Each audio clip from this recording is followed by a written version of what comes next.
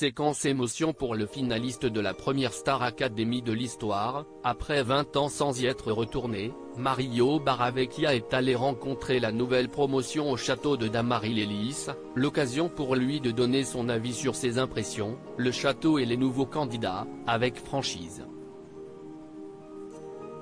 J'ai eu un petit pincement au cœur, parce qu'il n'y a plus d'âme au château invité par Jordan Deluxe. Mario Barravecchia a expliqué combien son retour au château qu'il avait révélé au public en 2001 avait été une expérience incroyable. Remettre les pieds à Dammaril-Ellis a dû véritablement provoquer un grand chamboulement chez l'artiste qui a sorti un nouveau single en mai dernier après 10 ans à l'écart de la scène, même s'il a trouvé la bâtisse bien différente de son époque. Il y a beaucoup plus de lumière qu'avant.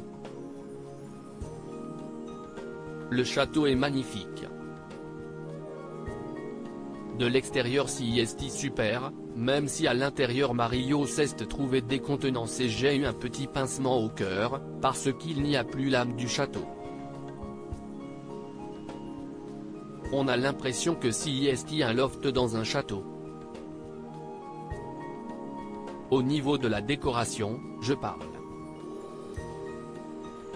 C'est des couleurs très flashy.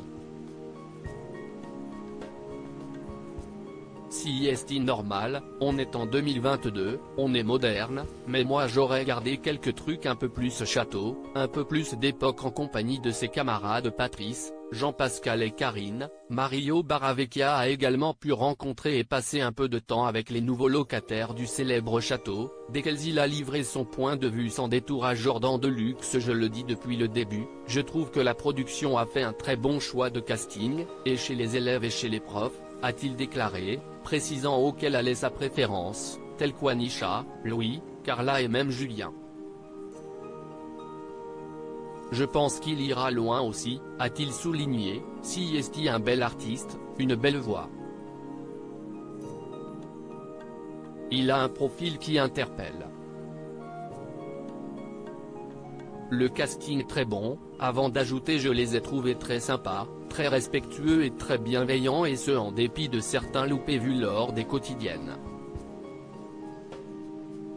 Un retour en musique, mais pas seulement, pour Mario Barravecchia. Nous le disions, après quelques années passées loin des studios d'enregistrement, Mario Barravecchia, qui avait affronté Jennifer en finale de la Star AC1 en 2001, a sorti un nouveau single Là où tu cours en mai dernier et prépare un album qui devrait sortir en 2023. Moins médiatisé que Jennifer, il a tout de même poursuivi une carrière musicale grâce à un spectacle en hommage à Joe Dassin intitulé Salut Joe, resté 4 mois à l'affiche du Cirque Bouglione à Paris, mais également sorti un album de jazz italien produit par Piero Cassano, le producteur d'Eros Ramazzotti. En 2022, Mario Barravecchia a également sorti le premier numéro du magazine féminin Welcome, dont il est l'éditeur. Mario a donc diversifié ses activités et avec le retour de la Star Academy il est fort probable qu'on entende de nouveau parler du château italo-belge très souvent dans les mois qui viennent.